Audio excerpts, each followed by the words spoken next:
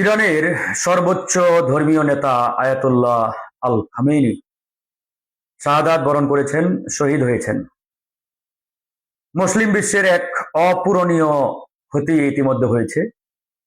আজকে তাবুত দুনিয়ার যারা মুসলিম দেশ, মুসলিম কান্ট্রি, এই মুসলিম শাসকগণ এক প্রকারের পশ্চিমা বিশ্বের দালালিতে রূপান্তর হয়েছে। পাপেট দালাল হিসাবে কাজ করছেন মুসলিম দেশগুলোর অধিকাংশ রাষ্ট্রপ্রধানেরা। তো সেই জায়গা থেকে ইরানের সরকার, ইরানের সর্বোচ্চ নেতা, তারা এখন পর্যন্ত মাথা উঁচু করে সেই পশ্চিমা বিশ্ব, ইউরোপ এবং ইসরায়েলের বিরুদ্ধে এক প্রকারের জিহাদ করে যাচ্ছেন। তো এরকম একজন নেতৃত্ব বিশ্বব্যাপী আমরা আজকে বিশ্ব থেকে তাকে হারিয়ে ফেললাম। অত্যন্ত দুঃখের বিষয়, আফসোসের জায়গা যে বাংলাদেশের জায়গা থেকে আমরা একটা টু শব্দ পর্যন্ত প্রতিবাদ করার সাহস করি না, কথা বলার দুঃসাহস দেখাই না। এতটাই আমরা আজকে পশ্চিমাদের গোলামিতে নিজেদেরকে পরিণত করেছি। আমরা মনে করি ইরানের পক্ষে কথা বললে পশ্চিমা বিশ্ব নারাজ হয়ে যাবে, আমেরিকা অখুশি হয়ে যাবে। না রাষ্ট্রীয়ভাবে, না রাজনৈতিকভাবে, কোনোভাবেই কোনো প্রতিবাদ হচ্ছে না।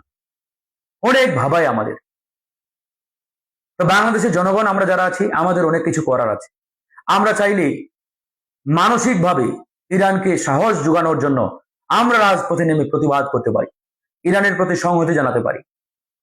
এটা নিয়ে অনেকে আবার হাস্যরসাত্মক কথা বলেন যে আমাদের এতে লাভ কি, যুদ্ধ হচ্ছে আমেরিকা আর ওই ইরানের মধ্যে, ইসরায়েল ইরানের মধ্যে।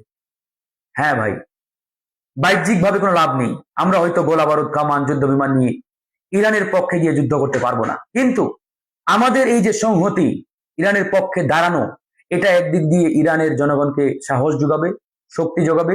আরেক দিক দিয়ে ওই আগ্রাসনবাদী পশ্চিমা বিশ্বকে একটা মেসেজ দিবে।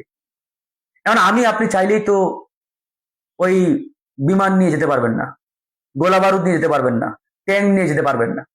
অনেক দেশের জনগণ তারা চায় মনে প্রাণে সেই ইরানিদের পক্ষে দাঁড়াতে, কিন্তু তাদের রাষ্ট্রীয় শক্তিগুলো এতটাই ওই আগ্রাসী শক্তিগুলোর দালালে পরিণত হয়েছে যে তারা চাইলেও তাদের জায়গা থেকে তারা সরাসরি তাদের পক্ষে অবস্থান নিতে পারে না। এখন যেটা আমাদের করার আছে, আমরা চাইলে ইরানের প্রতি আমরা শক্ত একটা সংহতি জানাতে পারি, তাদের পক্ষে দাঁড়াতে পারি, কথা বলতে পারি। এজন্য আমাদের সকলকে এগিয়ে আসতে হবে। ধন্যবাদ।